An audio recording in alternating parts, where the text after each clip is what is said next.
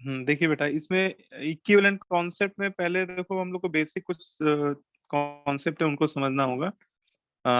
ये chapter actually titration पे based जो क्वेश्चन होते हैं उस पे बेस्ड है कि टाइट्रेशन कितने टाइप का होता है, और किसी पर्टिकुलर टाइट्रेशन पे बेस्ड अगर आपको न्यूमेरिकल डेटा दिया जाए तो आप उसमें कैसे उसको सॉल्व करेंगे, और कितने तरह की डिफरेंट चीजें आपसे पूछी जा सकती हैं, है ना।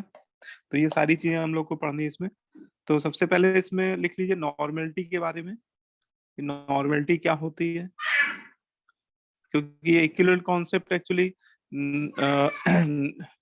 नॉर्मेलिटी कंसंट्रेशन टर्म पे काफी कुछ बेस्ड है इसमें। तो नॉर्मेलिटी को हम लोग डिफाइन करते हैं नंबर ऑफ इक्विवेलेंट और ग्राम इक्विवेलेंट पर of solute present in 1 litre of solution. ठीक है, 1 लीटर सॉल्यूशन में सोल्यूट के कितने इक्विवेलेंट प्रेजेंट हैं वो उसकी नॉर्मेलिटी को एक्सप्रेस करते हैं, है ना। Normality is defined as equivalent number of equivalent और gram equivalent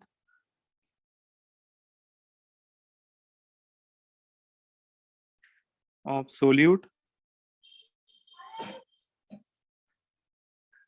present in 1 litre solution. ठीक है, 1 लीटर सॉल्यूशन में सोल्यूट के कितने इक्विवेलेंट प्रेजेंट है, अगर हम लोग ये मेजर कर लें तो वही सॉल्यूशन की क्या हो जाएगी, नॉर्मेलिटी हो जाएगी, है ना। अच्छा, अब इसमें ग्राम इक्विवेलेंट्स को कैसे कैलकुलेट करते हैं, ग्राम इक्विवेलेंट कैसे निकालते हैं हम लोग।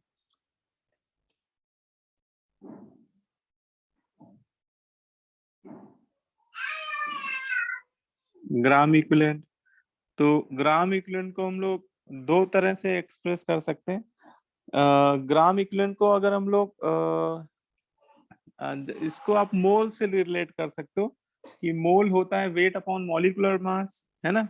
ऐसे ग्राम इक्विवेलेंट हो जाएगा weight of a substance divided by their equivalent mass. ठीक है, डब्ल्यू क्या है, डब्ल्यू है weight of solute in gram divided by E क्या है, ई है आपका इक्विवेलेंट मास। ठीक है, तो ग्राम इक्विवेलेंट निकालने का ये तरीका है, डब्ल्यू बाई ई से हम लोग ग्राम इक्विवेलेंट निकाल सकते हैं। और अगर नॉर्मेलिटी को डिफाइन करना तो अभी देखो नॉर्मेलिटी की डिफिनेशन में हम लोग यही कह रहे थे, normality is defined as number of gram equivalent present in 1 litre solution. तो नॉर्मेलिटी को लिख सकते हैं number of gram equivalent divided by volume, volume of solution, और सॉल्यूशन का वॉल्यूम किस में लेंगे, लीटर में। ठीक है, तो ये बेसिक फॉर्मूला हो गया, और इसको लिख सकते हैं और सिंपल वे में ग्राम इक्विवेलेंट को लिख देंगे डब्ल्यू बाई ई, और वॉल्यूम को अगर ml में अगर हम लोग ले लें तो यहाँ 1000 से क्या कर देंगे, मल्टीप्लाई। तो ये आपका बेसिक फॉर्मूला हो जाएगा नॉर्मेलिटी के कैलकुलेशन में। इस फॉर्मूले को हम लोग यूज भी कर सकते हैं।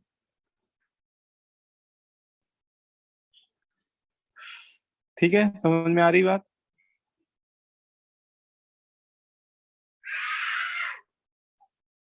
बोलो भाई, क्या हो गया, तुम लोग बिल्कुल चुप हो गया हो जब से पेपर स्टार्ट हुए। पेपर अच्छे नहीं जा रहे क्या।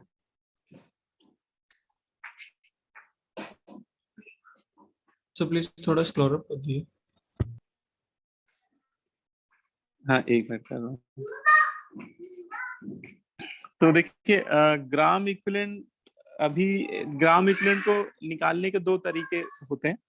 एक तो ये वाला मेथड हो गया डब्ल्यू बाई ई से, और एक देखो इस फॉर्मूले में देखो डब्ल्यू बाई ई आपका नॉर्मेलिटी में भी आ रहा है ना। इसको अगर हम लोग क्या करें, वी को मल्टीप्लाई कर दें इधर, ठीक है, या इस फॉर्मूले में देख लो, ग्राम इक्विवेलेंट को निकालने के लिए दूसरा तरीका क्या है, नॉर्मलिटी में अगर वॉल्यूम से मल्टीप्लाई कर दें तो भी हमें ग्राम इक्विवेलेंट मिल जाएंगे। ठीक है, तो ग्राम इक्विवेलेंट लिखने के मेन दो मेथड हो गए हमारे पास। एक तो हो गया W/E, mass divide by equivalent mass.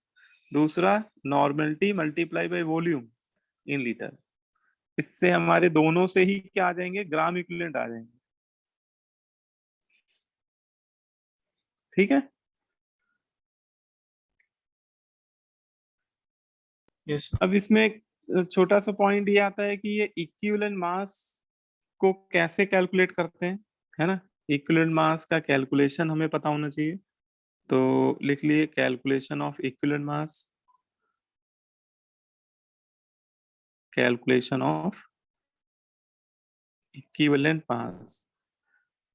E को कैसे निकालते हैं हम लोग, या ई की वैल्यू कैसे निकालते हैं, तो इक्विवेलेंट मास को हम लोग निकालते हैं molar mass divided by n factor. Equivalent mass को कैसे निकाल सकते हैं, किसी भी कंपाउंड का आपको इक्विवेलेंट मास निकालना है तो उस कंपाउंड का जो मॉलिक्यूलर मास है उसमें हमें किससे डिवाइड डिवाइड करना पड़ेगा, एन फैक्टर से डिवाइड करना पड़ेगा। तो अगर किसी कंपाउंड के मोलर मास में अगर हम लोग एन फैक्टर से डिवाइड कर दें तो हमें उसका क्या मिल जाएगा, इक्विवेलेंट मास। ठीक है, बोलो भाई, ये बात समझ में आ रही है। Yes sir. ठीक है, तो equivalent mass divided by n factor से हम लोग molar mass divide by n factor से इक्विवेलेंट मास निकाल सकते हैं।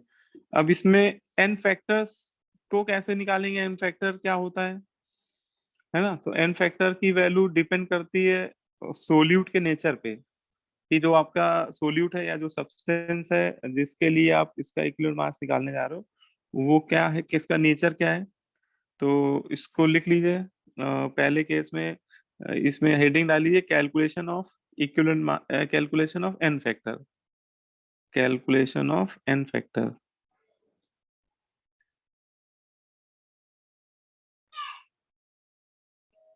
Calculation of N factor.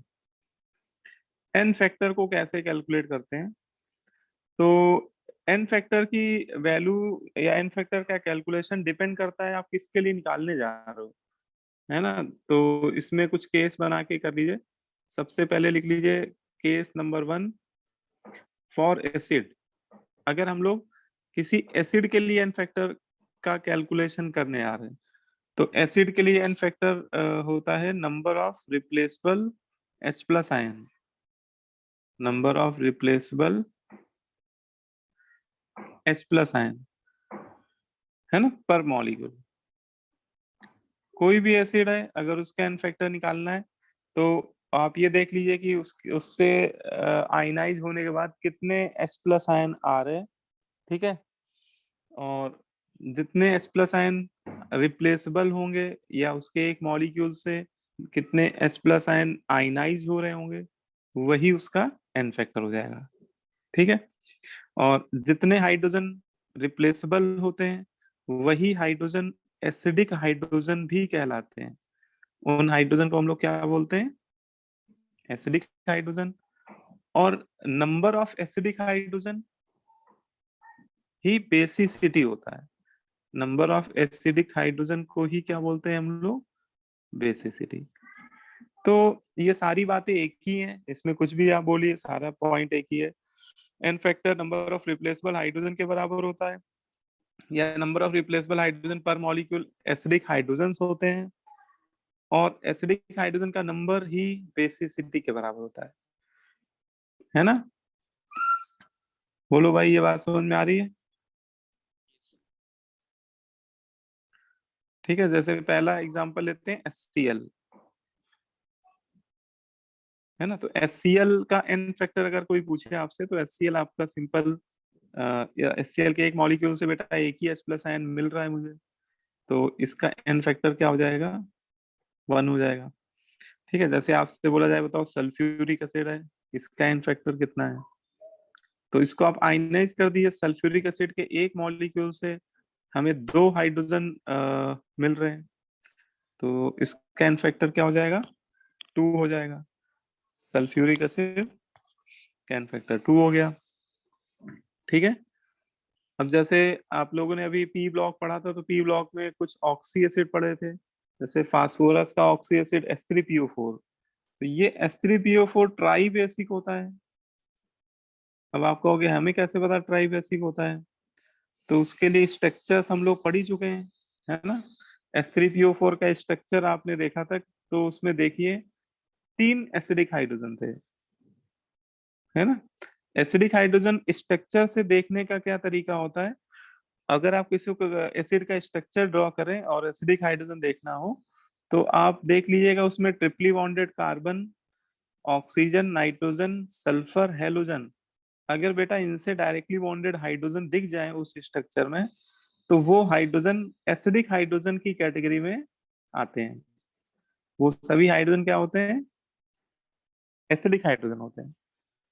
ठीक है। तो H3PO4 में आप देख रहे हो 3 हाइड्रोजन जो है, वो तीनों हाइड्रोजन ऑक्सीजन से बॉन्डेड है, इसीलिए उन्हें एसिडिक हाइड्रोजन बोला जा रहा है। ठीक है, बोलो भाई। तो इसमें स्क्रॉल अप कर दिया। है ना, तो ये आपको स्ट्रक्चर से भी देखना आना चाहिए। H3PO4 में okay sir. 3 acidic hydrogen present है, इसीलिए इसका एन फैक्टर 3 है। अच्छा, अगर आप इक्विवेलेंट मास, सॉरी, जैसे आप एन फैक्टर लिख रहे हैं, तो उसी के आगे आप उसका इक्विवेलेंट मास भी लिख लीजिए। जैसे HCl का कोई पूछे इक्विवेलेंट मास क्या होता है, तो आप बोल सकते हो उसका मोलर मास आएगा इसका 36.5, और डिवाइडेड बाई 1 कर दीजिए, क्योंकि इसका एन फैक्टर 1 है, तो इसका इक्विवेलेंट मास इतना ही आ जाएगा। अब कोई पूछे भाई सल्फ्यूरिक एसिड का क्या है इक्विवेलेंट मास, इसका मोलर मास 98 डिवाइड बाई 2, तो ये कितना आ जाएगा, 49 आ जाएगा, है ना। ऐसे ही फास्फोरिक एसिड का कोई पूछे बताओ क्या इक्विवेलेंट मास है, तो फास्फोरिक एसिड का भी मोलर मास 98 ही आता है, और डिवाइड बाई 3 करना पड़ेगा, क्योंकि इसका एन फैक्टर 3 है, तो उसका इक्विवेलेंट मास आ जाएगा 98 डिवाइड बाई 3। तो एन फैक्टर पता चलते ही आप उसका इक्विवेलेंट मास भी निकाल सकते हो। ठीक है। अब जैसे ऑक्जेलिक एसिड है, तो ऑक्जेलिक एसिड का फॉर्मूला ये होता है COOH, सिंगल बॉन्ड COOH। अब इसके दोनों हाइड्रोजन आप समझ पा रहे होंगे कि ये दोनों ही एसिडिक होंगे, क्योंकि वो ऑक्सीजन से बॉन्डेड है ना। ऑक्सीजन से बॉन्डेड हाइड्रोजन कैसे होते हैं, एसिडिक होते हैं। तो इसका एन फैक्टर कितना है, 2 है। या इसका कोई पूछे बताओ ऑक्जेलिक एसिड का इक्विवेलेंट मास कितना होगा, तो 90 डिवाइड बाई 2, 90 इसका मोलर मास आएगा, तो इक्विवेलेंट मास आ जाएगा 45। ठीक है, बोलो भाई।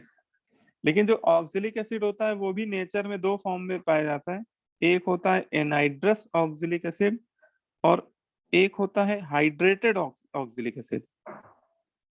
तो कई बार आपको क्वेश्चन में हाइड्रेटेड ऑक्जेलिक एसिड दे दिया जाए, तो हाइड्रेटेड ऑक्जेलिक एसिड में क्या होता है, उसके एक मॉलिक्यूल में 2 वाटर ऑफ क्रिस्टलाइजेशन अटैच्ड होते हैं। ठीक है, तो लेकिन इसका एन फैक्टर बेटा अभी भी क्या होगा, 2 ही होगा, क्योंकि वाटर के हाइड्रोजन मत काउंट कीजिएगा, है ना। वाटर के हाइड्रोजन इसलिए नहीं काउंट किए जाते हैं कि जो ये आयनाइजेशन हो रहा है वो पानी के अंदर हो रहा है। ये जो एसिड को में हम अपन लोग आयनाइज कर रहे हैं, तो इसको वाटर में हम लोग डिजोल्व कर रहे हैं, है ना। तो इसका मतलब ऑक्जेलिक एसिड का, हाइड्रेटेड ऑक्जेलिक एसिड का मोलर मास निकालोगे तो ये 63 आएगा, है ना, क्योंकि इसका मोलर मास आएगा 126, क्योंकि 2 वाटर मॉलिक्यूल भी है ना उसमें, एक वाटर का 18 होता है, 2 का 36 हो जाएगा, तो 90 प्लस 36 हो जाएगा, 126 डिवाइड बाई 2, तो इसका इक्विवेलेंट मास आएगा हाइड्रेटेड ऑक्जेलिक एसिड का 63। ठीक है। तो ऑक्जेलिक एसिड जब भी कभी जैसे टाइट्रेशन वगैरह में ऑक्जेलिक एसिड काफी जगह आपको मिलेगा यूज करते हुए, टाइट्रेशन में ऑक्जेलिक एसिड को यूज करते हैं हम लोग कई बार, तो इसका इक्विवेलेंट मास देख लीजिएगा, हाइड्रेटेड हो तो ले लीजिएगा 45, और अगर एनहाइड्रस हो तो 45, हाइड्रेटेड हो तो 63। ठीक है, बोलो भाई, समझ में आ रहा है सभी को? Yes sir. ठीक है। अच्छा, आजकल देखो एनटीए वाले क्या कर रहा है, थोड़ा क्वेश्चन को तोड़ मरोड़ के प्रस्तुत कर रहा है, मतलब डायरेक्ट क्वेश्चन पूछते तो हैं ये लोग, लेकिन एक दो क्वेश्चन ऐसे ही डाल देते हैं कि थोड़ा बच्चे देखे उसको भयभीत हो जाए, ये क्या पूछ दिया भाई, इस तरह का तो पढ़ा नहीं हमने। ठीक है, तो जैसे एक ये कंपाउंड में दे रहा हूँ, इसको देख के बताओ इसमें कितने इसका एन फैक्टर क्या होगा।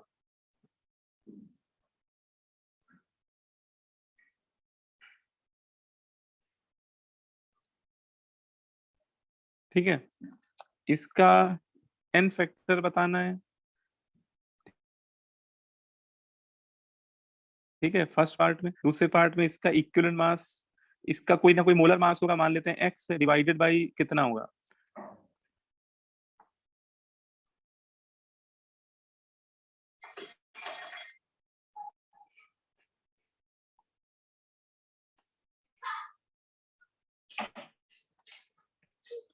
है ना, तो कुछ बच्चों ने भी आंसर किया है। एन फैक्टर कोई भी एसिड हो, कैसा भी इसका फॉर्मूला दिख रहा हो, आपको अगर एन फैक्टर निकालना है तो आपको मेन चीज यही देखनी है कि उसके एक मॉलिक्यूल में कितने एसिडिक हाइड्रोजन है। तो इसमें एसिडिक हाइड्रोजन देखना है तो देखो, पहला तो ये फिनॉल वाला हाइड्रोजन एसिडिक है, दूसरा ये कार्बोक्सिलिक एसिड का ये हाइड्रोजन एसिडिक है, ये ट्रिपली बॉन्डेड कार्बन वाला है। ठीक है, सल्फर से डायरेक्टली बॉन्डेड हाइड्रोजन भी एसिडिक है। अच्छा, ये वाला ग्रुप अगर देखो तो ये SO3H है। SO3H का स्ट्रक्चर अगर आप ओपन करो तो आपको क्लियर समझ में आएगा कि यार इसका जो हाइड्रोजन है वो भी ऑक्सीजन से अटैच्ड है, तो ये भी एसिडिक ही होगा। लेकिन एल्डिहाइड का जो हाइड्रोजन है वो एसिडिक नहीं है, क्योंकि वो डबली बॉन्डेड कार्बन से अटैच्ड है, और डबली बॉन्डेड कार्बन के हाइड्रोजन एसिडिक नहीं होते हैं। है ना, तो इसमें देखा जाए तो इसके एक मॉलिक्यूल में 1 2 3 4 5 एसिडिक हाइड्रोजन है ना, तो इसका आंसर क्या हो जाएगा, एन फैक्टर। हाँ, कुछ बच्चों ने आंसर बिल्कुल सही दे दिया है, एन फैक्टर 5 हो जाएगा, और इसका इक्विवेलेंट मास हो जाएगा इसका मोलर मास डिवाइडेड बाई 5। ठीक है, तो आपको कैसे भी क्वेश्चन दे दिया जाए, बस बेसिक कॉन्सेप्ट अगर आपको पता है, एसिड आपका इनऑर्गेनिक एसिड भी हो सकता है, ऑर्गेनिक एसिड भी हो सकता है। ठीक है, तो एसिडिक हाइड्रोजन काउंट करने आने चाहिए। कई बार आपको एक केमिकल रिएक्शन दे दी जाएगी, और उस केमिकल रिएक्शन के रिस्पेक्ट में आपको पूछा जाएगा कि एन फैक्टर क्या है, या किसी का इक्विवेलेंट मास भी पूछ सकता है, तो कैसे निकाल लेंगे। देखिए, इसको भी समझ लीजिए कि मान लीजिए कोई केमिकल रिएक्शन आपको दे दी गई क्वेश्चन में। ठीक है, सपोज S3PO4 ही दे दिया गया, और उसकी रिएक्शन NaOH से कराई जा रही है, और इसमें प्रोडक्ट बन रहा है Na2HPO4 प्लस ट्वाइस H2, है ना, ये रिएक्शन दे दी गई। अब इस रिएक्शन में अगर पूछा जाए calculate equivalent mass of orthophosphoric acid, equivalent mass of S3PO4, इस रिएक्शन के रिस्पेक्ट में वो आपसे क्वेश्चन पुट अप कर रहा है कि बताओ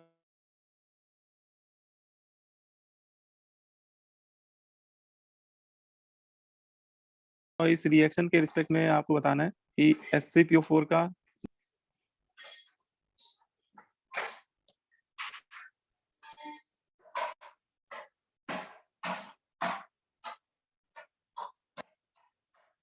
बताइए बेटा।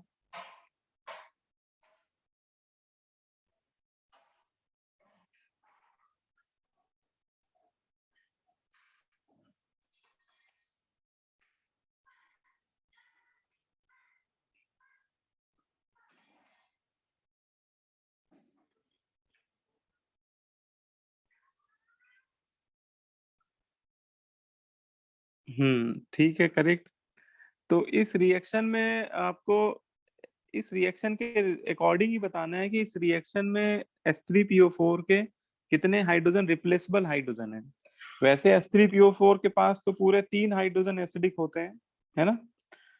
लेकिन यहाँ पे इस रिएक्शन में अगर आप ध्यान से देखिए कि इसके 3 एसिडिक हाइड्रोजन में जो डिस्प्लेस हो रहे हैं या जो रिएक्ट कर रहे हैं वो केवल 2 ही हाइड्रोजन रिएक्ट कर रहे हैं, एक हाइड्रोजन अभी भी बचा हुआ है। ठीक है, तो इस रिएक्शन में जो ये रिएक्शन हम लोग को दी हुई है, इस रिएक्शन के रिस्पेक्ट में हमें बोलना होगा कि इसके एक मॉलिक्यूल में जो 3 एसिडिक हाइड्रोजन है लेकिन उसमें रिप्लेस केवल 2 ही हो रहे हैं, है ना। बोलो भाई, ये बात समझ में आ रही है। इस रिएक्शन में केवल 2 हाइड्रोजन ही रिप्लेसेबल हैं, तो इसके अकॉर्डिंग इसका एन फैक्टर क्या हो जाएगा, 2 हो जाएगा, है ना। In above reaction only 2 acidic hydrogen are replaceable. इस रिएक्शन में आप देखिए 2 ही हाइड्रोजन रिप्लेस हो रहे हैं, इस वजह से एन फैक्टर इस रिएक्शन के लिए हमें कितना लेना पड़ेगा, 2 लेना पड़ेगा, है ना, H3PO4 का। इसका मतलब H3PO4 का जो इक्विवेलेंट मास होगा वो उसका मोलर मास डिवाइड बाई 2 करना होगा, ये आ जाएगा 49। ठीक है, तो कई बार हमें रिएक्शन के देख कर आंसर देना होगा, है ना। हाँ देखो, कुछ बच्चों ने आंसर सही दे दिया है, प्रांजल, आर्यन, क्षितिज, है ना। ठीक है, गुड, है ना। तो रिएक्शन ऐसे केस में फिर हम लोग इस बात को इग्नोर करेंगे कि सल्फ्यू इस केस में तो 3 एसिडिक हाइड्रोजन होते हैं, तो वो तभी हम लोग यूज करेंगे कॉन्सेप्ट जब वो कोई रिएक्शन नहीं दे रहा होगा, तब हम लोग उसके सारे हाइड्रोजन जितने भी एसिडिक हैं वो सभी कंसीडर करेंगे। लेकिन अगर रिएक्शन दी हुई है तो रिएक्शन में कितने रिप्लेस हो रहे हैं फिर उन्हीं को कंसीडर करना होगा। बोलो भाई, ये बात समझ में आ रही है।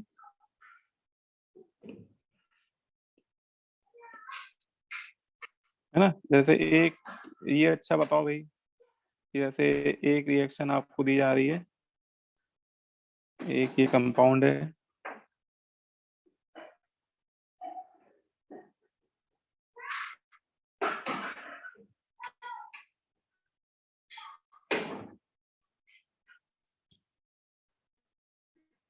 ठीक है, और इसकी रिएक्शन कराई जा रही है सोडामाइड से,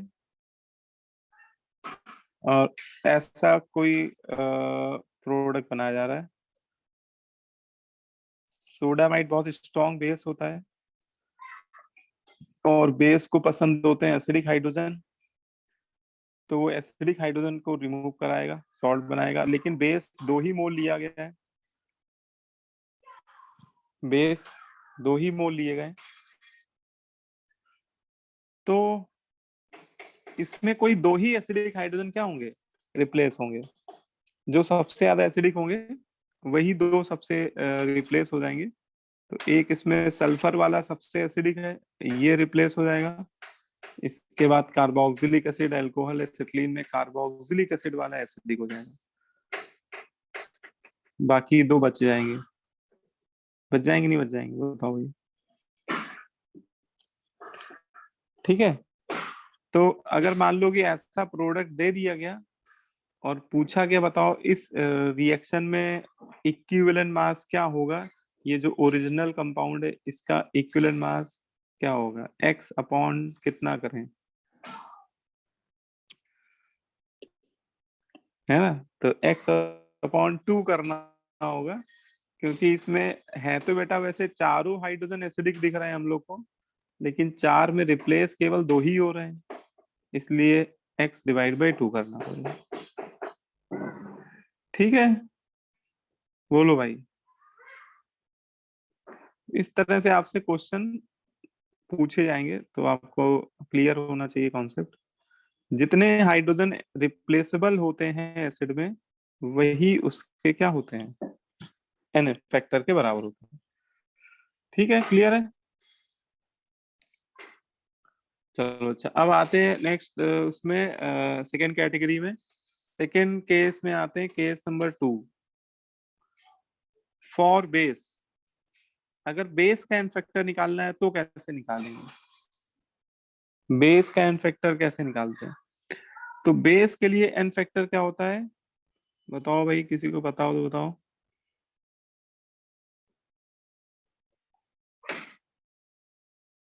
OH माइनस आयन। हाँ ठीक है, good. Number of replaceable OH minus ion पर मॉलिक्यूल। जैसे एसिड में बोल रहे थे वैसे ही यहाँ बेस के लिए भी बोलेंगे, है ना, कि बेस के पास कितने रिप्लेसेबल हाइड्रोजन है, सॉरी हाइड्रोक्साइड आयन है, और उसके जितने भी रिप्लेसेबल हाइड्रोक्साइड आयन होंगे उनका नंबर ही उसका एन फैक्टर हो जाएगा। तो बेस में number of replaceable OH minus ion n factor हो जाएगा, ठीक है। और जितने OH आयन रिप्लेसेबल होते हैं उसी को हम लोग क्या बोलते हैं, एसिडिटी भी बोल देते हैं, ठीक है। जैसे number of replaceable H plus ion को बेसिसिटी बोल रहे थे, ऐसे number of replaceable OH minus ion उस बेस की एसिडिटी हो जाएगी।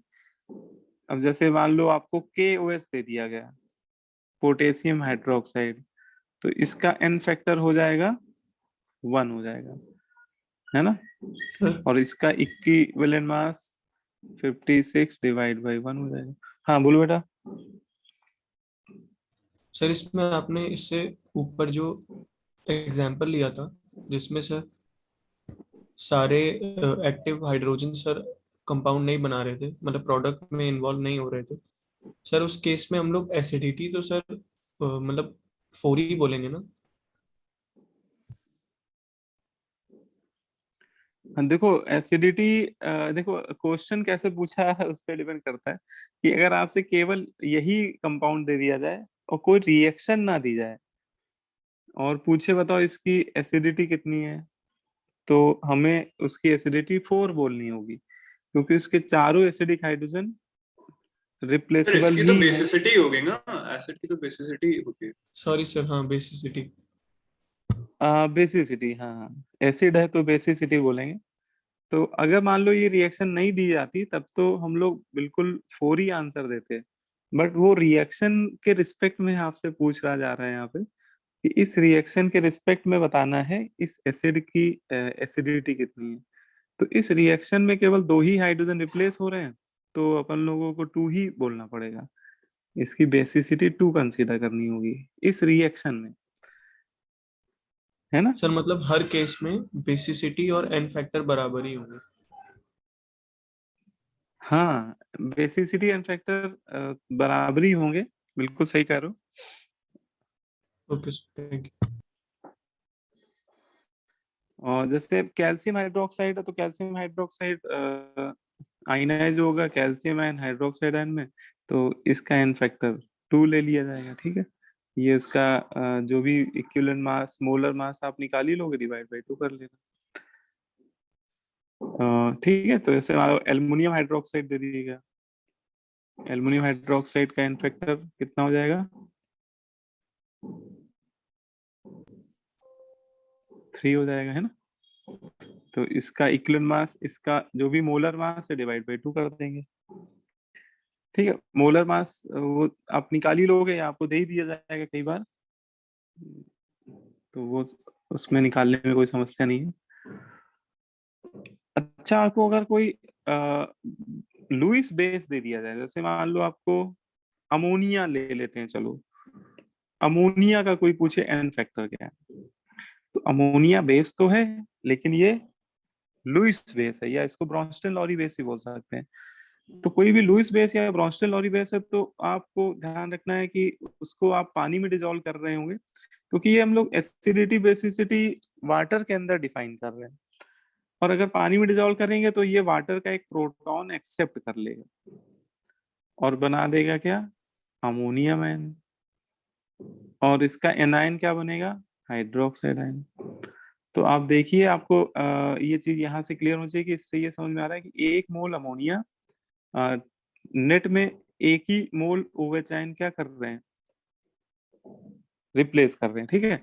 है ना। तो अमोनिया के रिस्पेक्ट में रिप्लेसेबल हाइड्रोक्साइड आयन का नंबर एक ही है। तो अमोनिया का एन फैक्टर हमें क्या लेना पड़ेगा, एज ए बेस 1 लेना पड़ेगा।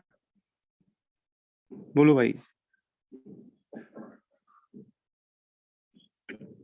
तो अमोनिया या कोई भी एमीन भी हो सकता है, अमोनिया या एमीन्स आपको कभी दे दिया जाए तो इनका एन फैक्टर कितना होगा, 1 हो जाएगा। या ऐसा भी बोल सकते हैं फॉर एमीन्स, कभी आपको एमीन्स दे दिया जाए तो एमीन्स के लिए नंबर ऑफ एमीन्स का जो एन फैक्टर होता है वो डिपेंड करता है मतलब शॉर्ट फॉर्मूले के फॉर्म में लिख रहा हूं मैं, नंबर ऑफ NH2 ग्रुप देख लेना, उसमें जितने NH2 ग्रुप होंगे वही उसका क्या होगा, एन फैक्टर हो जाएगा। अब जैसे नॉर्मल एमीन है, 1 डिग्री एमीन है तो उसमें एक ही NH2 होगा तो उसका एन फैक्टर 1 हो जाएगा। लेकिन मान लो 2 NH2 है ना, तो 2 हो जाएगा। जैसे मान लो आपको कोई एरोमेटिक एमीन दे दिया गया और उसमें पूछ रहा है बताओ कि इसका एन फैक्टर क्या है ना। इस कंपाउंड का एन फैक्टर अगर आपसे पूछा जाए तो है तो ये एमीन, लेकिन देखो अब या तो आप उसकी रिएक्शन ऐसे लिख के दिखाओगे, एक वाटर का H+ आयन ले रहा है, इतना टाइम किसके पास होता है, देखो तो आप सीधे देख लो कि उसके पास कितने NH2 ग्रुप हैं, जितने NH2 ग्रुप होंगे वही एन फैक्टर हो जाएगा, क्योंकि उतने ही वो H+ आयन प्रोटॉन वाटर से लेगा और उतने ही OH आयन वो रिलीज कर देगा वाटर के रिस्पेक्ट में, तो उसका एन फैक्टर कितना हो जाएगा, 2 हो जाएगा। ठीक है, तो एमीन कैसा भी दिया जाए आप सीधे उसके NH2 ग्रुप के नंबर देख लीजिएगा, जितने NH2 ग्रुप होंगे वही एन फैक्टर हो जाएगा। ठीक है, क्लियर है।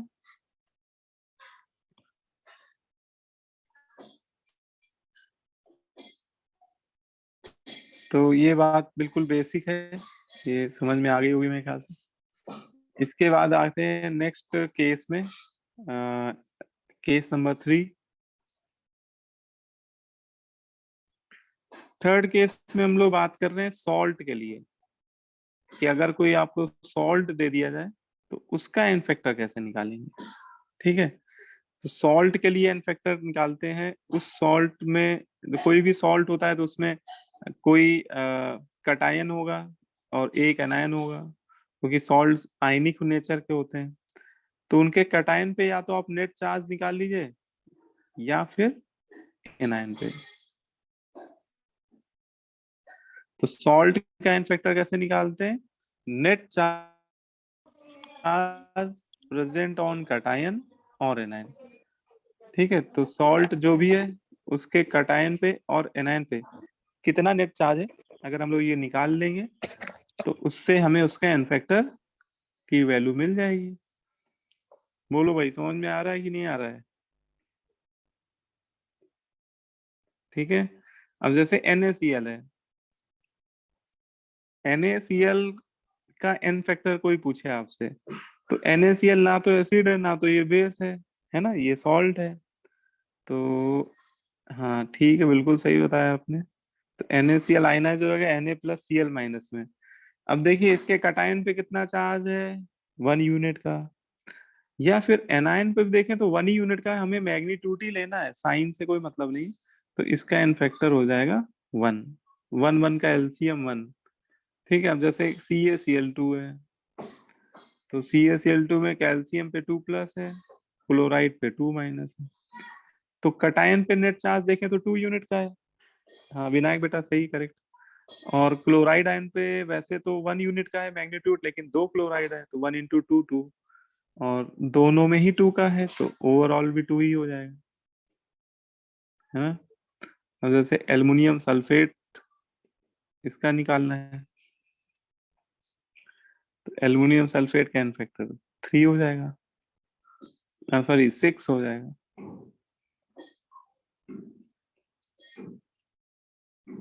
ठीक है ना। क्योंकि एक एल्युमिनियम पे 3 यूनिट चार्ज, 2 एल्युमिनियम पे नेट चार्ज निकालेंगे तो 2 × 3 6 यूनिट का चार्ज आएगा। कटायन पे भी 6 यूनिट का और एनायन पे भी 6 ही यूनिट का आएगा।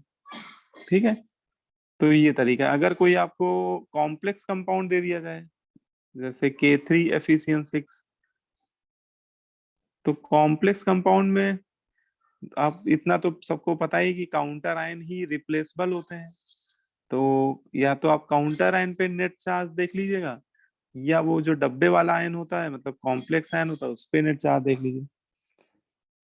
तो इसमें पोटेशियम आयन पे भी 3 यूनिट का है और डब्बे वाले आयन पे भी 3 यूनिट का है, तो इसका एन फैक्टर 3 ही हो जाएगा फिर।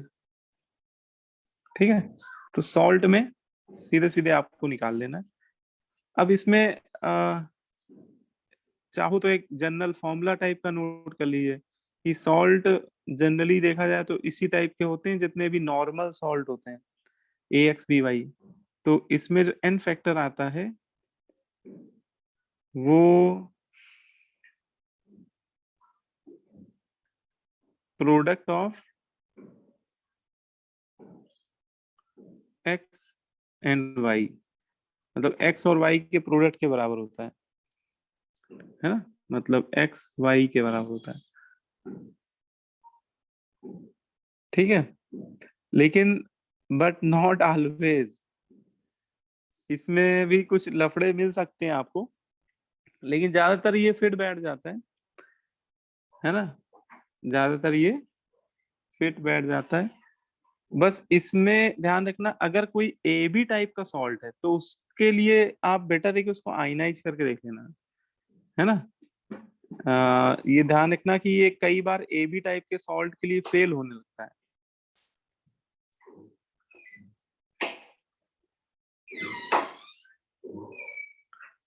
AB टाइप के सॉल्ट के लिए फेल होने लगता है, बाकी AB2 A2B A3B2 बाकी सबके लिए तो सही बैठेगा, लेकिन AB टाइप के सॉल्ट के लिए कई बार आप देखोगे तो गलत आंसर भी आप लिख सकते हो। मतलब इसलिए बता रहा हूँ ना कि आपको शॉर्ट ट्रिक पता तो होनी चाहिए, लेकिन कहाँ इनवैलिड है वो भी पता होनी चाहिए। जैसे कोई पूछे एल्युमिनियम नाइट्राइड का इनफेक्टर क्या है, तो आपने ये फॉर्मूला लगा दिया तो 1 का प्रोडक्ट आपने 1 × 1 मतलब 1 बता दिया, तो फिर सब गड़बड़ हो गया भैया, है ना। क्योंकि एक्चुअली आयनाइज करोगे तब क्लियर होगा कि भैया एल्युमिनियम पे भी +3 और -3 है, तो इसका एन फैक्टर तो 3 आ रहा है। ठीक है, तो AB टाइप के जो सॉल्ट हैं वो कई बार धोखा दे सकते हैं, मतलब उनमें चेक करना आपके लिए ज्यादा बेटर रहेगा, मतलब आयनाइज करके करना ज्यादा सही रहेगा। अगर AB टाइप का नहीं है तो फिर आप बेधड़क होके लगाओ फॉर्मूला, फिर कोई दिक्कत नहीं। ठीक है, इस तरह के लिए। और एक ये मर्क्यूरस सॉल्ट के लिए ध्यान रखना, Hg2Cl2 जैसे हो गया, इसके लिए भी लगाने में गड़बड़ हो जाएगा, क्योंकि वैसे आप 2 और 2 × 4 बोल देंगे इसमें, लेकिन जब इसका आप करेक्ट देखेंगे तो मर्क्यूरस आयन ऐसे आयनाइज होता है Hg2 2+, तो इसका एन फैक्टर 2 ही आता है। तो ये वाला भी ये जो एक्सेप्शनल केस है मैंने यहाँ लिख दिए हैं जहाँ गड़बड़ होता है, बाकी तो आप डायरेक्ट भी कर सकते हो। ठीक है, और बेटर है कि आप आयनाइज करके करो, क्योंकि देखो क्वेश्चन में एक ही क्वेश्चन पूछा भी जाएगा और उसमें रिस्क लेने की क्या जरूरत है भाई। एग्जाम में ऐसा तो नहीं कि 50 क्वेश्चन इक्विवेलेंट कॉन्सेप्ट के आने हैं, एक ही क्वेश्चन आएगा, तो उसमें रिस्क मत लीजिएगा। ठीक है, इसके बाद आ जाइए नेक्स्ट केस में, केस नंबर 4। अब देखो यहाँ से आपको थोड़ा चीजें क्लियर होंगी कि यार अभी तो लग रहा होगा कि बहुत आसान आसान चीजें पढ़ रहे हैं हम लोग, ठीक है, लेकिन इक्विवेलेंट कॉन्सेप्ट मेन जो हम लोग पढ़ना है वो रिडॉक्स रिएक्शन के लिए पढ़ना है, क्योंकि जो टाइट्रेशन है वो भी अभी हम लोग देखेंगे कि मेन जो टाइट्रेशन, वैसे 2 तरह के टाइट्रेशन हम लोग पढ़ेंगे, एक एसिड बेस्ड टाइट्रेशन, एक redox titration. Acid based titration बहुत आसान होता है, उसमें ज्यादा टफ क्वेश्चन बनते नहीं है, लेकिन जो टफ क्वेश्चन बनते हैं, अच्छे क्वेश्चन बनते हैं, वो रिडॉक्स टाइट्रेशन बनते हैं। तो रिडॉक्स टाइट्रेशन वाला जो कॉन्सेप्ट है, रिडॉक्स रिएक्शन में एन फैक्टर कैसे निकालते हैं उसको आप समझिएगा। सर डबल सॉल्ट का भी एक बार बता दीजिए। डबल सॉल्ट में भी इसी में एक एग्जांपल लिख देता हूँ। जैसे आपका फेरस अमोनियम सल्फेट हो गया, मोर सॉल्ट।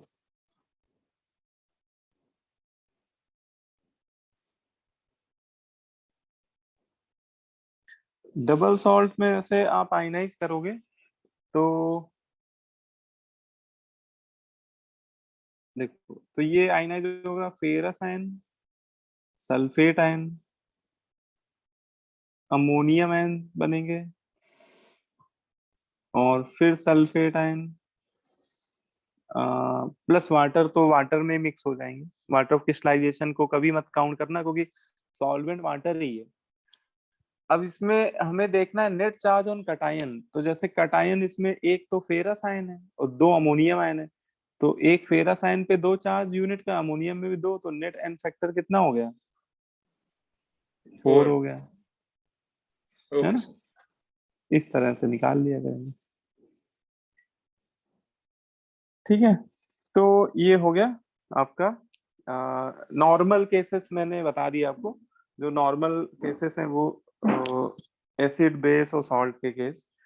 अब इसमें आता है N factor of N, calculation of N factor for redox reaction. ठीक है, तो लिख लो calculation of N factor for redox reaction. Calculation of N factor in a redox reaction.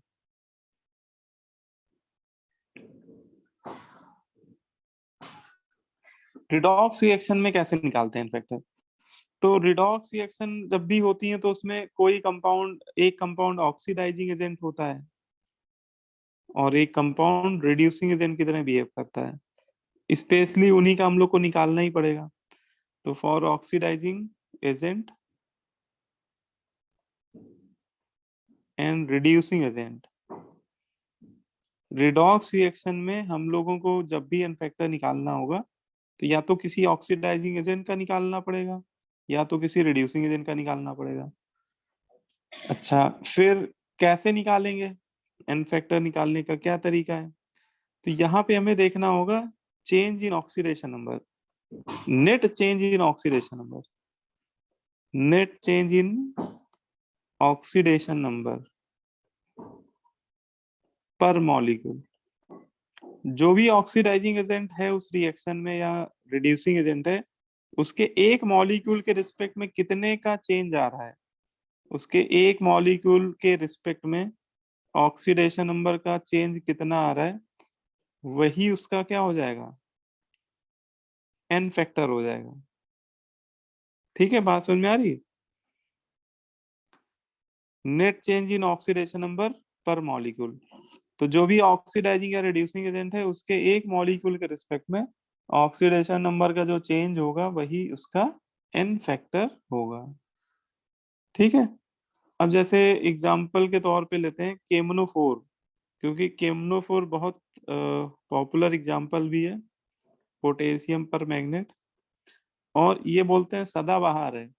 सदाबहार मतलब ये एसिडिक मीडियम, बेसिक मीडियम और एक न्यूट्रल मीडियम, तीनों मीडियम में ऑक्सीडाइजिंग एजेंट की तरह बिहेव करता है ना? तो ये एक स्ट्रॉन्ग या पावरफुल ऑक्सीडाइजिंग एजेंट की कैटेगरी में आता है।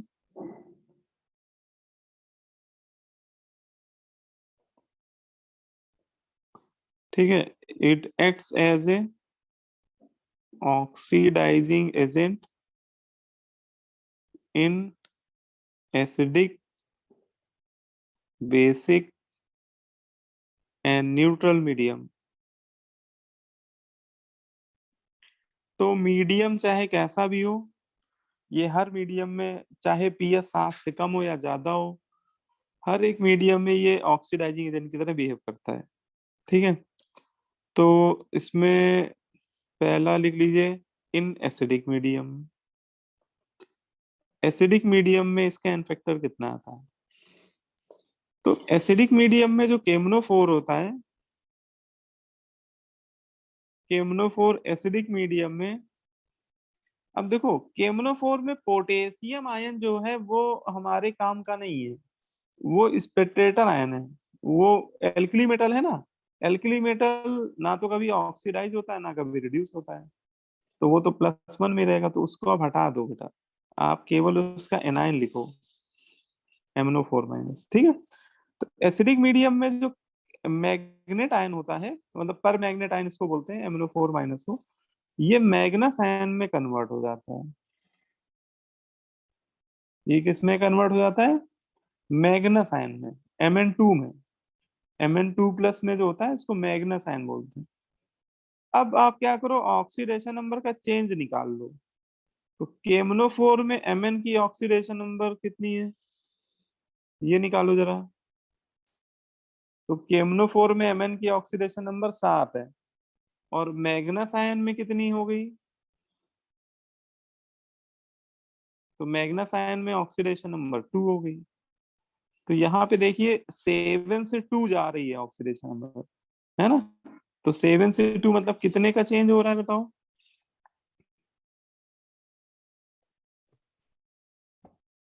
5 का हो रहा है, ठीक है।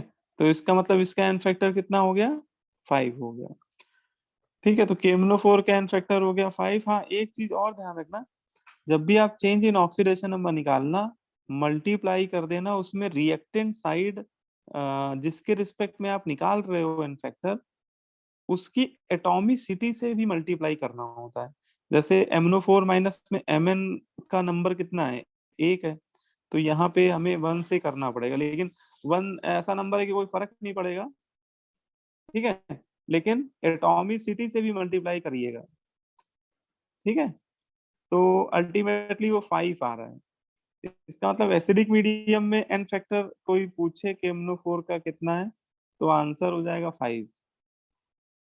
इसका मतलब अगर आपसे कोई इक्विवेलेंट मास पूछे केमनो4 का एसिडिक मीडियम में, तो वो हो जाएगा 158 डिवाइडेड बाई 5, ये हो जाएगा। ठीक है, बोलो भाई।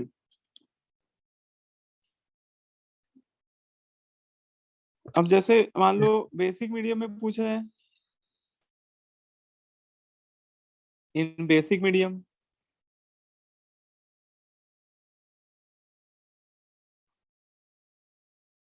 बेसिक मीडियम में जो पर मैग्नेट आयन होते हैं, ये मैग्नेट आयन में कन्वर्ट हो जाते हैं।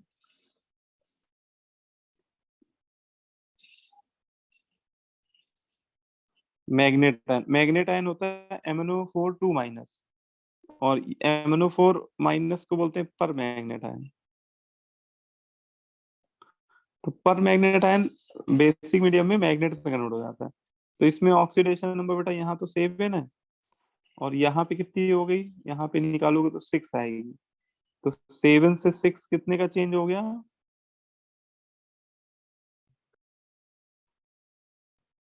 1 का चेंज, है ना। तो इसमें एम फैक्टर 1 ही आएगा। इसका मतलब केमनो4 का कभी आपसे बेसिक मीडियम में इक्विवेलेंट मास पूछा जाए, तो वो हो जाएगा 158 डिवाइड बाई 1, मतलब 158 ही आ जाएगा। बेसिक मीडियम में वो उसके मोलर मास के ही बराबर आ जाएगा। तीसरा केस लिखो, न्यूट्रल मीडियम। न्यूट्रल मीडियम में कैसे निकालते हैं? न्यूट्रल मीडियम में जो पर मैग्नेट आयन होता है MnO4-, ये कन्वर्ट हो जाता है MnO2 में, ठीक है। तो MnO4- में मैग्नीज की ऑक्सीडेशन नंबर क्या है? 7 है, और वो MnO2 में कन्वर्ट हो रही, मतलब इसकी ऑक्सीडेशन नंबर कितनी हो रही है? 4 हो रही है। तो यहाँ पे Mn 7 से 4 में कन्वर्ट हो रहा है, और 7 से 4 में कन्वर्ट होने का मतलब इसका चेंज आ रहा है 3 का, है ना। एन फैक्टर कितना हो गया? 3। और इससे निकाल सकते हो आप इक्विवेलेंट मास। इससे इक्विवेलेंट मास कितना आ जाएगा? 158 डिवाइडेड बाई 3। बोलो, समझ में आ रही बात सभी को?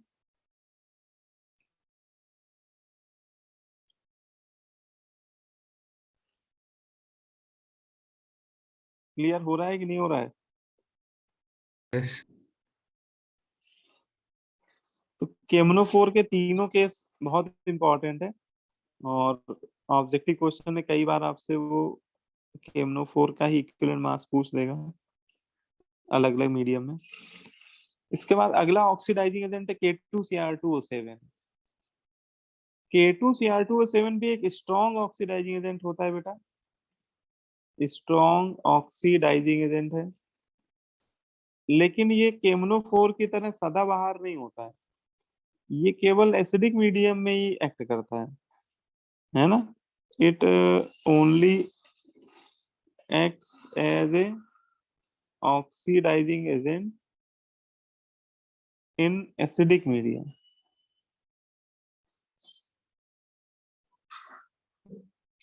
तो एसिडिक मीडियम में ही ये ऑक्सीडाइजिंग एजेंट की तरह एक्ट करता है।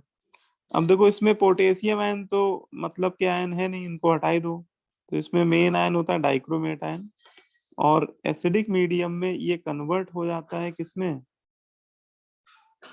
क्रोमिक आयन में, Cr3+ में, है ना? क्रोमियम की +3 oxidation number alkaline sorry acidic medium में सबसे ज्यादा स्टेबल होती है। अच्छा, यहाँ रिएक्टेंट साइड क्रोमियम के ऑक्सीडेशन नंबर निकालो तो वो Re6 है ना? ऑक्सीडेशन नंबर आप लोग निकालना जानते ही हो एक्स वाले मेथड से, और यहाँ क्रोमियम की निकालोगे तो 3 आएगी। अब देखो 6 से 3 अगर जा रही तो कितने का चेंज हो रहा है? 3 का चेंज हो रहा है, लेकिन यहाँ पे क्रोमियम की एटॉमिसिटी देखो कितनी है, 2 है, तो हमें उस एटॉमिसिटी से भी क्या करना पड़ेगा? मल्टीप्लाई। तो एक क्रोमियम के लिए, है ना, ये बात समझ में आ रही है कि इसके एक मॉलिक्यूल में 2 क्रोमियम एटम हैं। तो ये बेटा जो 3 का चेंज आया है वो तो क्रोमियम के लिए आया है, लेकिन हमें तो इसके लिए नेट चेंज निकालना है, और इसके एक मॉलिक्यूल में 2 क्रोमियम है, तो नेट चेंज हो जाएगा 3 × 2 6 का चेंज हो जाएगा। तो डाइक्रोमेट आयन का एन फैक्टर कितना आ गया? 6, है ना? इससे इसका इक्विवेलेंट मास आ जाएगा, इसका इक्विवेलेंट मास हो जाएगा इसका मोलर मास डिवाइडेड बाई कितना करना पड़ेगा? 6 करना पड़ेगा। बोलो भाई।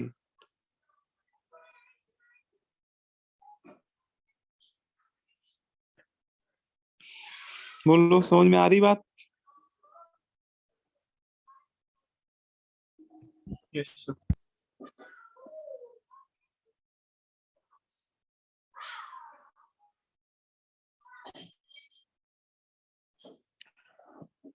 CBSE का पेपर पोस्टपोन हो गया मैथ्स का? Yes sir. अच्छा, क्या आउट हो गया था क्या? क्यों पोस्टपोन हो गया? सर रीजन तो बताया नहीं, लेकिन हो सकता है कि लीक हो जाए।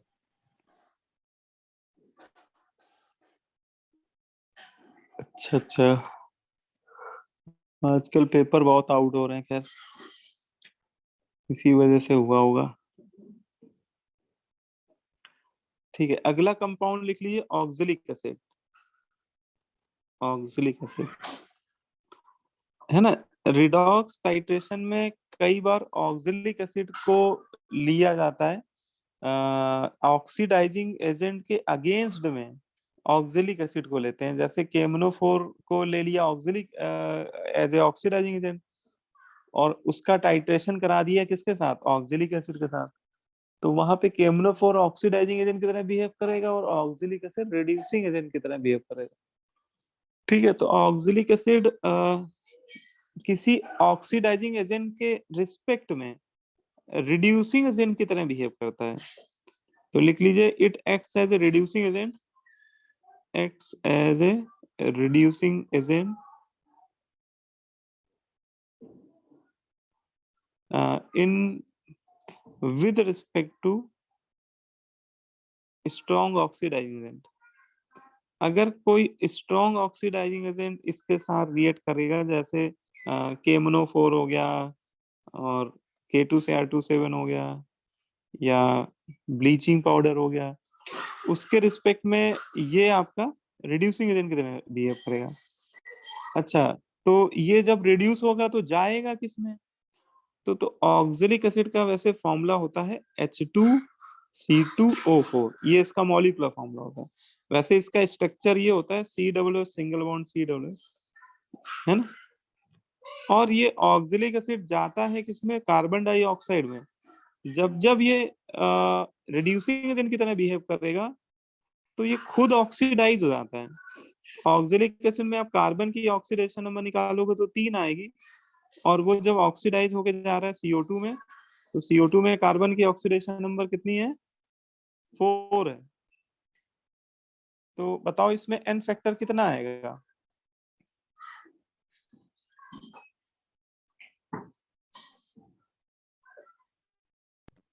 टू का। है ना, N फैक्टर 2 का आएगा, बिल्कुल सही।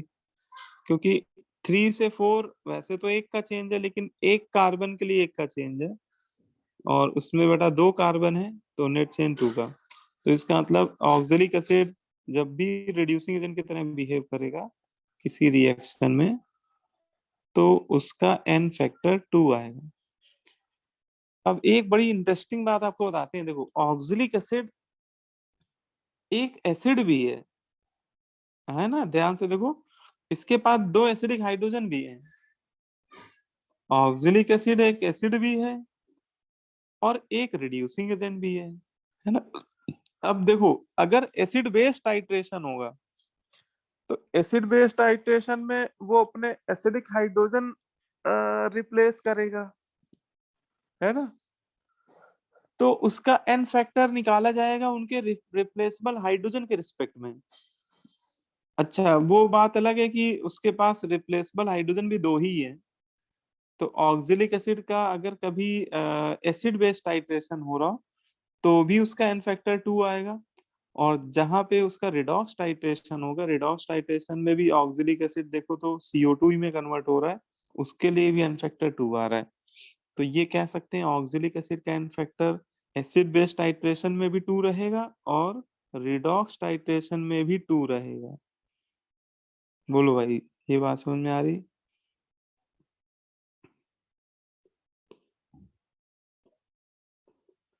अब एक चीज और समझ लो भाई, कि जैसे मान लो इस रिएक्शन में ऑक्जेलिक एसिड का N फैक्टर इक्विवेलेंट मास पूछा है तो हो जाएगा M/2।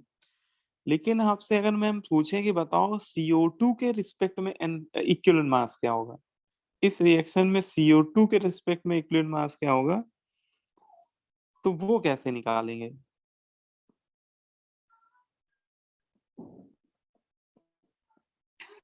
तो फिर बेटा CO2 के रिस्पेक्ट में देखना पड़ेगा, है ना, कि CO2 किस में जा रहा है? CO2 ऑक्जेलिक एसिड में जा रहा है। वैसे चेंज अभी भी 4 से 3 मतलब 1 का है, लेकिन CO2 में कार्बन की एटॉमिसिटी कितनी है? 1 है। तो 1 का चेंज आ रहा है इनटू मल्टीप्लाई देयर एटॉमिसिटी, तो इसके लिए N फैक्टर आएगा 1 का, है ना। कई बार आपसे प्रोडक्ट के रिस्पेक्ट में भी पूछ सकता है वो, तो फिर बेटा N फैक्टर प्रोडक्ट के रिस्पेक्ट में निकालना पड़ेगा। ठीक है, बात समझ में आ रही? ऑक्जेलिक एसिड अगर CO2 में जा रहा है तो ऑक्जेलिक एसिड का N फैक्टर तो 2 होगा, लेकिन CO2 के रिस्पेक्ट में N फैक्टर 1 होगा। और वो ऑब्जेक्टिव क्वेश्चन में तो कुछ भी पूछ सकता है, हो सकता है प्रोडक्ट के रिस्पेक्ट में पूछने लगे, तो हम लोग को निकालना आना चाहिए, है ना। इसके आगे लिखे सोडियम थायोसल्फेट, सोडियम थायोसल्फेट, इसी को हाइपो भी बोल देते हैं, इसके एक्वस सॉल्यूशन को हाइपो भी बोलते हैं। सोडियम थायोसल्फेट जो होता है वो भी एक अच्छा रिड्यूसिंग एजेंट होता है, ठीक है। वो भी एक अच्छा क्या होता है? रिड्यूसिंग एजेंट होता है। फॉर्मूला क्या होता है इसका? Na2H2O3, ठीक है। वैसे तो इसकी क्रिस्टलाइन फॉर्म में देखो तो 5 वाटर भी होते हैं, Na2H2O3.5H2O। लेकिन कई बार ये एनाइड्रस फॉर्म में भी यूज हो जाता है। अब देखो इसमें सोडियम आयन तो हमारे मतलब के है नहीं, ये तो ऑक्सीडाइज होंगे नहीं, तो इसका एनायन देखें तो क्या है H2O3 2-। और ये जो हाइपो है या सोडियम थायोसल्फेट है, ये जब भी रिड्यूसिंग एजेंट की तरह बेटा बिहेव करेगा, ये केवल एसिडिक मीडियम में ही बिहेव करता है, तो ये जाता है इसमें टेट्राथायोनेट आयन S4O6 2-, ये हमें याद होना चाहिए। ठीक है, अब बताओ भैया कि इसका एन फैक्टर कितना आएगा हाइपो का सोडियम थायोसल्फेट के रिस्पेक्ट में, बताइए बेटा एन फैक्टर कितना आएगा। फिर इसके रिस्पेक्ट में बताइए, दोनों के रिस्पेक्ट में बताइए, एक बार थायोसल्फेट के रिस्पेक्ट में, एक बार जो टेट्राथायोनेट आयन है उसके रिस्पेक्ट में।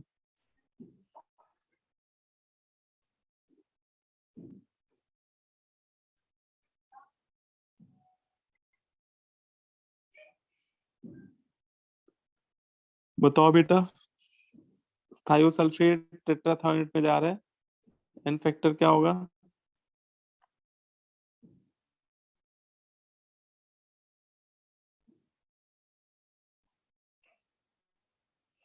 बोलो भाई।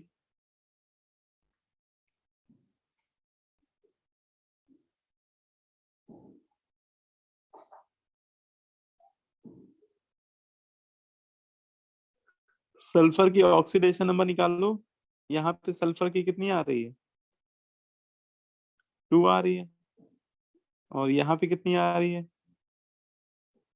2.5 आ रही है ना। तो एक सल्फर के लिए कितने का चेंज है, एक सल्फर के लिए 0.5 का चेंज है। लेकिन अब देखो इसके रिस्पेक्ट निकालोगे तो इसमें सल्फर का एटॉमिसिटी क्या है 2, तो बेटा 2 से मल्टीप्लाई करना पड़ेगा, तो 0.5 इंटू 2 मतलब एक का चेंज आ रहा है।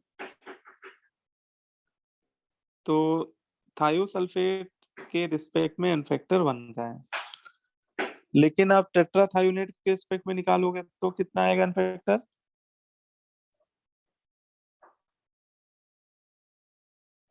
0.5 मल्टीप्लाई बाई कितना कर दें 4 से, है ना, क्योंकि प्रोडक्ट साइड सल्फर की एटॉमिसिटी 4 है। तो टेट्राथायोनेट के रिस्पेक्ट में अगर एन फैक्टर पूछा जाए तो वो 4 आएगा इसी इसी रिएक्शन में। ठीक है, तो वो डिपेंड करेगा कि देखो मेन तो वैसे ये है रिड्यूसिंग एजेंट ये है, तो अगर रिड्यूसिंग एजेंट हाइपो है तो वो तो टेट्राथायोनेट में जाएगा, तो उसके रिस्पेक्ट में ये है। लेकिन अगर कभी बोल दे टेट्राथायोनेट उल्टा इसमें जा रहा है, तो टेट्राथायोनेट के रिस्पेक्ट में एन फैक्टर फिर वो 2 हो जाएगा। ठीक है, तो हम लोग को निकालना ये सब आना चाहिए। इसके बाद ले लीजिए KI पोटेशियम आयोडाइड, ये भी कई बार आपको टाइट्रेशंस में मिलेगा, और ये भी एक अच्छा क्या होता है रिड्यूसिंग एजेंट होता है, ये भी एक अच्छा क्या होता है रिड्यूसिंग एजेंट होता है। क्यों रिड्यूसिंग एजेंट होता है? क्योंकि KI जो होता है वो हमेशा अपनी रिएक्शंस में देखो कि I2 में चला जाता है ना, काफी फास्ट रिएक्शन होती है। I-1 से किस में चला जाता है 0 में, तो -1 से 0 मतलब कितने का चेंज हो गया, ये 1 का चेंज हो गया। और KI के रिस्पेक्ट में अगर देखें तो एक ही आयोडीन है, तो KI के रिस्पेक्ट में तो 1 ही का चेंज आएगा। तो एन फैक्टर अगर KI के रिस्पेक्ट में पूछा जाए तो वो 1 आएगा, लेकिन इसी रिएक्शन में एन फैक्टर अगर आयोडीन के रिस्पेक्ट में निकाला जाए तो कितना आएगा 2 तो वो 2 आएगा, है ना, क्योंकि आयोडीन की एटॉमिसिटी 2 है। यस तो चेंज चेंज तो 1 का आ रहा है, लेकिन मल्टीप्लाई बाई 2 करना पड़ेगा। ठीक है, तो KI या फिर KI की जगह HI भी हो सकता है। ये वैसे हेलोजन के जितने भी हाइड्रा एसिड होते हैं सभी के रिस्पेक्ट में निकालोगे तो आएगा इतना ही, जितना KI के रिस्पेक्ट में आ रहा है उतना इनके रिस्पेक्ट में भी वही आएगा।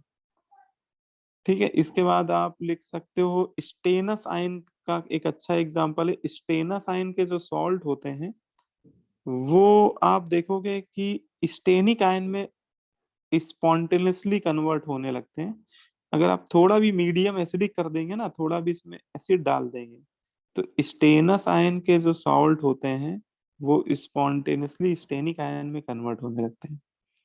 ठीक है। अच्छा, स्टेनिक आयन में वो बनाते क्या है? अच्छा अच्छा, रुक जाओ, मीडियम एसिडिक है ना? हाँ, मीडियम एसिडिक है तो SN4 ही में बनाएंगे। लेकिन आपको ये भी पता होना चाहिए कि टिन जो होता है, टिन के ऑक्साइड एम्फोटेरिक होते हैं।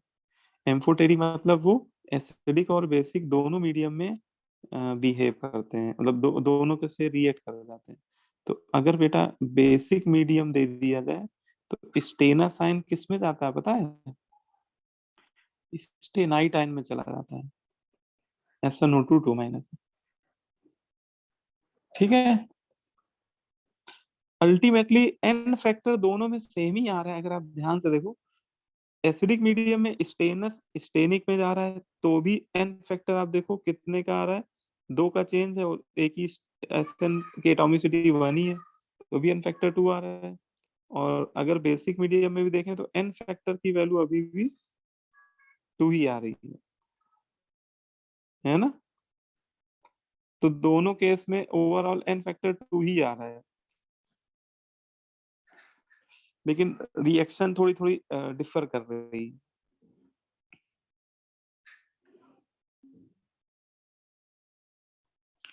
फेरस सल्फेट का जो एसिडिक सॉल्यूशन होता है, ये भी एक अच्छा रिड्यूसिंग एजेंट होता है। फेरस सल्फेट का जो एसिडिक सॉल्यूशन होता है वो भी क्या होता है? एक रिड्यूसिंग एजेंट होता है, क्योंकि फेरस सल्फेट में जो फेरस आयन है, आप इसमें थोड़ा भी पानी मिला देंगे तो ये किस में कन्वर्ट होने लगेंगे? फेरिक आयन में। क्योंकि तो सल्फेट का कुछ होना नहीं है, सल्फेट आयन में सल्फर अपनी जो है वो मैक्सिमम ऑक्सीडेशन नंबर में है। तो फेरस अगर कन्वर्ट हो रहा है तो फेरिक में ही कन्वर्ट होगा, Fe2 से 3 में ही जाएगा। Fe2 से किस में आएगा? 3 में। तो इसमें एन फैक्टर बताओ कितना आएगा फेरस सल्फेट के रिस्पेक्ट में? 1 आएगा। लेकिन अगर फेरिक सल्फेट के रिस्पेक्ट में पूछा जाए 2 तो फिर एन फैक्टर 2 आने लगेगा। ठीक है। सुनो, मैं जा रही हूँ। अरे बच्चों देखना। इसमें एक ये लिख लो, आयोडेट वाला लिख लो। आयोडेट आयन जो होता है वो कन्वर्ट हो जाता है I2 में।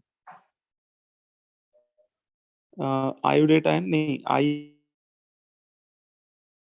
माइनस में आता है। ठीक। तो आयोडेट आयन जो होता है वो I माइनस में जा रहा है।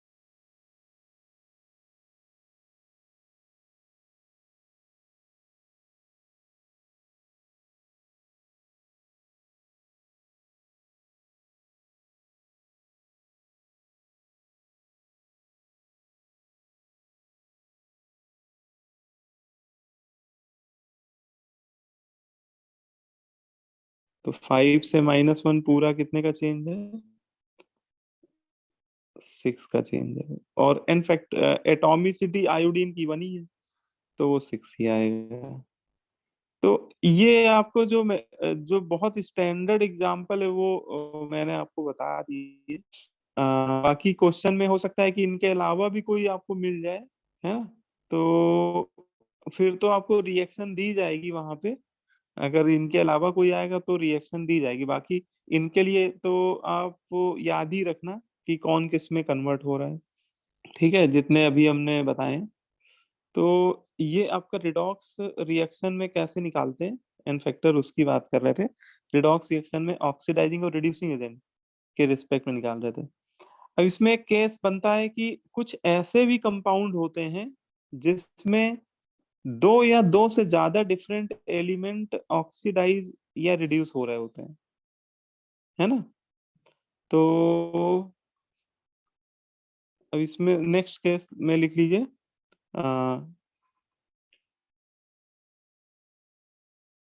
सच ए compound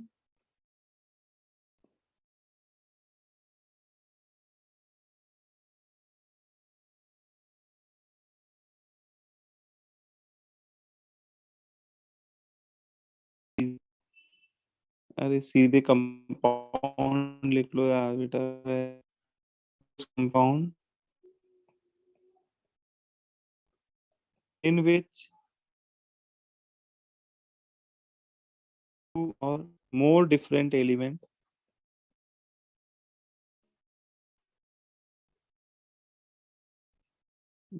get oxidized or reduced। ठीक है, ऐसे कंपाउंड जिसमें दो या दो से ज्यादा एलिमेंट ऐसे आपको देखने को मिलेंगे कई बार, जो ऑक्सीडाइज या रिड्यूस हो रहे होंगे, है ना। ऐसे केस में फिर क्या करेंगे ना, ये ऐसे केस में एन फैक्टर कैसे निकालेंगे? जैसे इसका एक बहुत फेमस एग्जांपल है फेरस ऑक्सलेट, बहुत प्यारा एग्जांपल है फेरस ऑक्सलेट। अब जैसे इसका एन फैक्टर हमें निकालना है, तो देखो इसकी रिएक्शन लिखते हैं कि फेरस ऑक्सलेट एक ऐसा कंपाउंड है जिसमें थोड़ा भी आप एसिड ऐड कर दें, मतलब मीडियम थोड़ा बस एसिडिक करने की आवश्यकता है, थोड़ा सा एसिड इसमें कुछ बूंदे टपकानी पड़ेंगी, तो इसमें क्या है कि जो फेरस आए देखो इसमें आप इसको अगर 20 से ब्रेक कर दो, इसको आप ऐसे करो कि 20 से ब्रेक कर दो, तो आप देखेंगे कि इसका कटायन आपका क्या है, फेरस आयन है, और एनायन क्या है, ऑक्सलेट आयन। और अभी हम लोग पढ़े थे कि एसिडिक मीडियम में फेरस आयन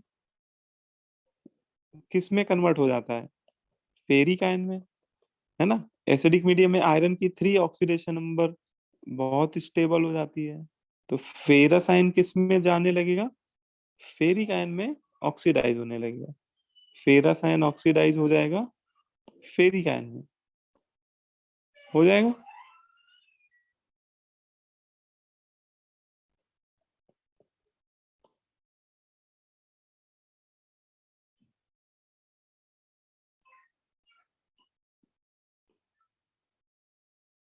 और ऑक्सलेट आयन किस में जाएगा, ऑक्सलेट आयन जाएगा कार्बन डाइऑक्साइड में। बोलो भाई, दोनों हो जाएंगे ऑक्सीडाइज। अब ये बताओ कि इस कंपाउंड का एन फैक्टर कैसे निकाले। इसमें देखो फेरस ऑक्सीडाइज हो रहा है फेरिक में, और ऑक्सलेट आयन भी ऑक्सीडाइज हो रहा है CO2 में, दोनों ही ऑक्सीडाइज हो रहा है।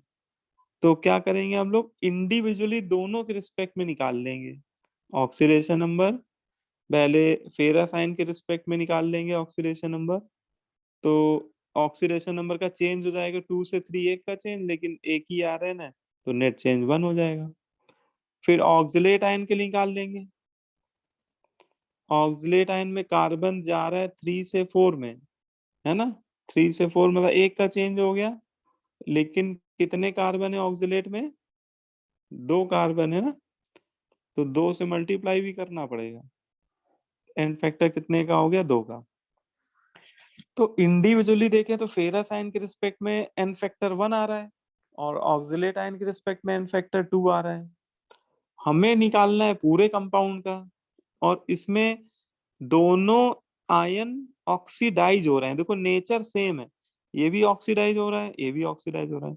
तो जब नेचर सेम होगा तो ऐसे केस में एन फैक्टर जो ओवरऑल निकलेगा वो दोनों स्पेसीज के एन फैक्टर के सम के बराबर हो जाएगा। ठीक है, क्या हो जाएगा, सम के बराबर हो जाएगा, दोनों के रिस्पेक्ट में जो निकाल रहे हैं ना एन फैक्टर, उन उन दोनों के सम के इक्वल लेना पड़ेगा। इसका मतलब अगर आपसे ओवरऑल फेरस सल्फ ऑक्सलेट का पूछा जाए तो वो हो जाएगा 1 + 2, मतलब कितना लेना पड़ेगा, 3 लेना पड़ेगा। फेरस ऑक्सलेट के रिस्पेक्ट में अगर एन फैक्टर निकाला जाए तो वो 3 के बराबर आएगा। ठीक है, समझ में आ गई बात।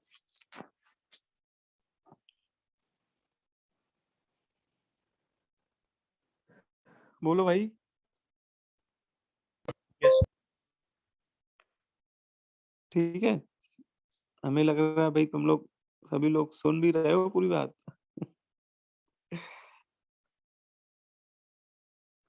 चलो अच्छा ये करो, क्वेश्चन करो।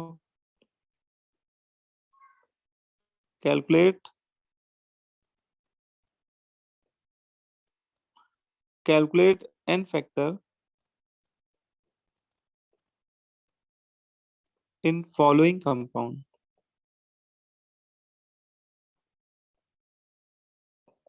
इनमें n फैक्टर निकालना है। देखो एक निकालो आप FeS2 में। अच्छा रिएक्शन आपको दी जा रही है, रिएक्शन को देख के ही बताना है आपको n फैक्टर। FeS2 जा रहा है किसमें,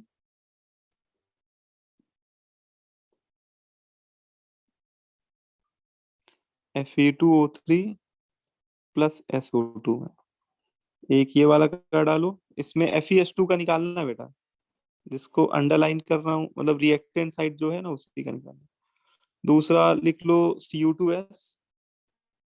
Cu2S कन्वर्ट हो रहा है, Cu2 plus ion plus SO2, इसमें भी Cu2S का ही निकालना है।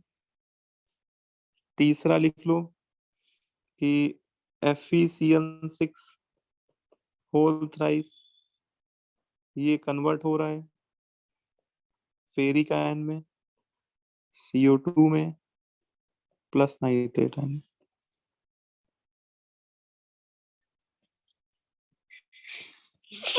ठीक है, इन तीनों में रिएक्टेंट के रिस्पेक्ट में एन फैक्टर निकालना है आपको। करिए, अटेम्प्ट करिए इसमें।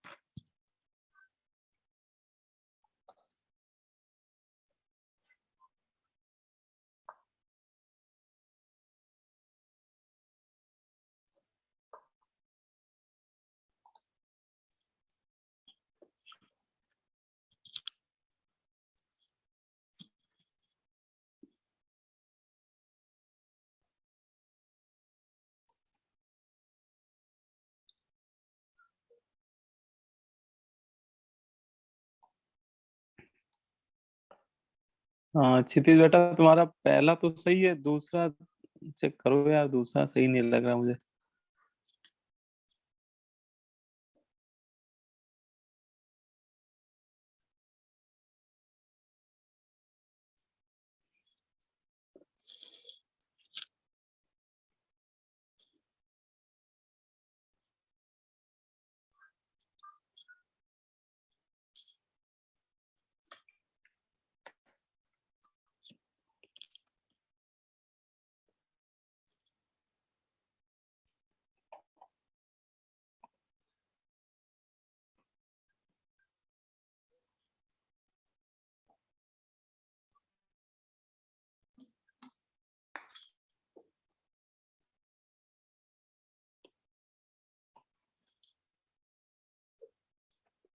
सर आपने आंसर देख लिया?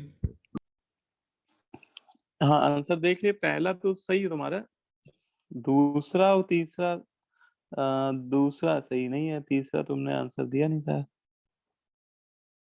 हम्म देखो मैं आंसर चलो बताता हूँ, पहले वाले का आंसर आना चाहिए आपका 11, फर्स्ट वाले का, ठीक है, फर्स्ट वाले का एन फैक्टर 11 आएगा, ठीक है। सेकेंड वाले का एन फैक्टर आएगा आपका 8, सेकेंड वाले का कितना आएगा 8, और थर्ड वाले का काफी इंटरेस्टिंग है, इसका आएगा 61 टोटल। ये आंसर हो गया, ठीक है। अब किस में डाउट तो बताओ, वो डिस्कस कर दें। सर लास्ट वाले में सर 54 आ रहा है इसका। 54 आ रहा है।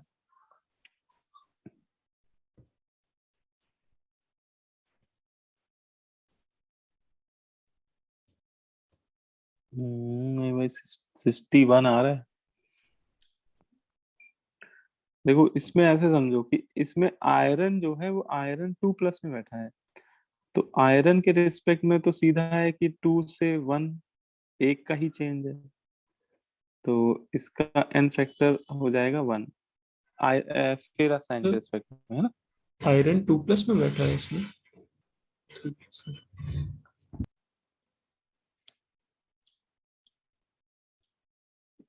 अच्छा 3- लिख दिया है मैंने, हाँ अरे सर। यार ये 4 फेरोसाइनाइड है ये, है ना। एक्चुअली जो ओरिजिनल क्वेश्चन जिसका आंसर मैं बता रहा हूँ 61, वो ये है Fe4-,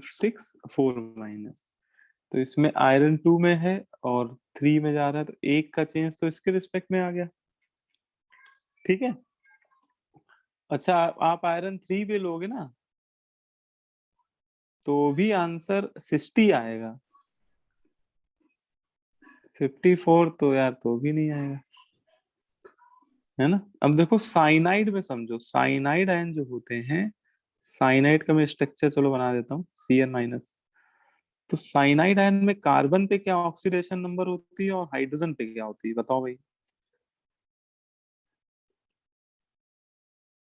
साइनाइड में देखो इतना पता है कि नेट ऑक्सीडेशन नंबर -1 होती है, लेकिन नेट वो दोनों का सम -1 होता है, लेकिन इंडिविजुअली देखो तो नाइट्रोजन -3 में होता है, क्योंकि नाइट्रोजन ज्यादा इलेक्ट्रोनिगेटिव है, वो सारे बॉन्ड पर अपनी तरफ, अगर अगर इसका ये ट्रिपल बॉन्ड टूटेगा कभी, है ना, तो ये सारे बॉन्ड पेयर यही ले जाएगा नाइट्रोजन, तो इसमें -3 और इस पे रिलेटिवली +3, लेकिन कार्बन पे -1 का चार्ज भी है, तो साइनाइड में कार्बन पे ही होता है ना -1 का चार्ज, हाँ इस वजह से यही गलती हुई थी।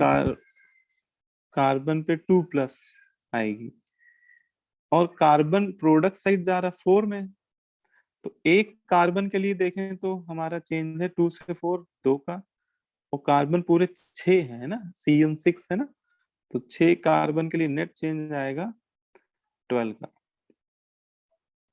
ऐसे ही नाइट्रोजन -3 से +5 में जा रहा है, तो एक नाइट्रोजन के लिए देखें तो कितने का चेंज है, -3 से +5 8 का चेंज है, और 6 नाइट्रोजन भी है तो 48 का चेंज उसके रिस्पेक्ट में आएगा, तो टोटल अगर आप एन फैक्टर निकालेंगे तो तीनों, 60। अच्छा यहाँ तीनों एलिमेंट ऑक्सीडाइज हो रहे हैं, आयरन 2 से 3 ऑक्सीडाइज हुआ, ये जरूर देख लेना नेचर भी, 2 से 4 कार्बन भी ऑक्सीडाइज हुआ, नाइट्रोजन माइनस से प्लस जा रहा है बेटा, तीनों ऑक्सीडाइज हो रहे हैं, तो ये हो जाएगा 1 + 12 + 48, मतलब जो सम आ रहा है वो 61 आ रहा है, नेट है ना, एन फैक्टर का वैल्यू 61, ठीक है। बाकी ऊपर वाले दोनों क्लियर है, फर्स्ट सेकंड, उसमें भी ऐसा ही करना है, कैटायन एनायन दोनों के रिस्पेक्ट में अलग अलग निकाल लीजिएगा, और दोनों मेरे ख्याल से ऑक्सीडाइज ही हो रहे हैं ऊपर वाले एग्जाम्पल में भी, तो फिर सम लेना पड़ेगा, कैटायन और एनायन दोनों के रिस्पेक्ट में जो एन फैक्टर आ रहा है उसका सम ले लीजिएगा, तो आज आपको मैंने एन फैक्टर का कैलकुलेशन ही पढ़ाया है, ठीक है। अब अगली क्लास में हम लोग टाइट्रेशंस पे बेस्ड क्वेश्चन को सॉल्व कैसे करते हैं इस पे बात करेंगे। और आज का लेक्चर सबसे ज्यादा इंपॉर्टेंट है, क्योंकि आगे वाले लेक्चर में आप देखोगे कि पूरे क्वेश्चन में एन फैक्टर एक सबसे बड़ा रोल प्ले करता है। टाइट्रेशन के क्वेश्चन में अगर आपने एन फैक्टर निकालना सीख लिया तो आपका क्वेश्चन बहुत आसान हो जाएगा, है ना। सबसे मेन एन फैक्टर का ही कैलकुलेशन होता है, अगर वो गलत हो गया तो फिर पूरा क्वेश्चन गलत हो जाता है। तो इसको आप रिवाइज कर लीजिएगा, और सीट में सेक्शन ए अभी कर सकते हो आप लोग, तो सेक्शन ए कर लीजिएगा, ठीक है। इसकी एक सीट मिली होगी आप लोगों को इक्विवेलेंट कॉन्सेप्ट की, ठीक है। बाकी नेक्स्ट क्लास में फिर हम लोग क्वेश्चंस करेंगे, एप्लीकेशन की बात करेंगे कि एन फैक्टर तो निकालना सीख लिया, अब एन फैक्टर का एप्लीकेशन टाइट्रेशन में कैसे करते हैं, है ना। अलग अलग तरह के टाइट्रेशन में इसको हम लोग अप्लाई करेंगे, ठीक है। चलो फिर इतना ही रखते हैं, फिर नेक्स्ट क्लास में आगे पढ़ाऊंगा मैं। सर हाँ हाँ बताओ बेटा। सर, सबसे पहले वाला पेज दिखा दीजिए, नॉर्मैलिटी वाला। सबसे ओके बेटा, बिल्कुल पहला पेज ये है।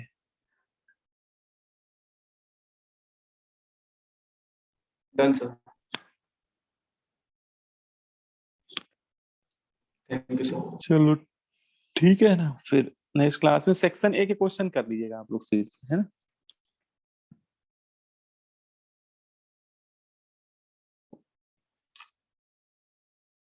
Thank you. ओके बेटा, ठीक है। मैं वाइंड अप कर रहा हूँ बेटा।